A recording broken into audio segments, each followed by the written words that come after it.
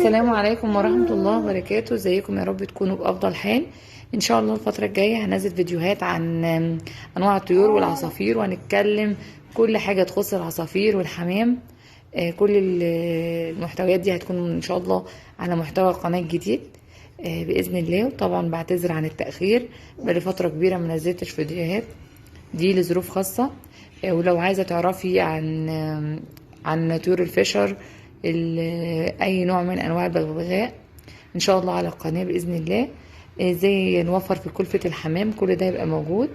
ارجو المتابعة واللايك والمشاركة، وان شاء الله تشوفوا كل جديد على القناة.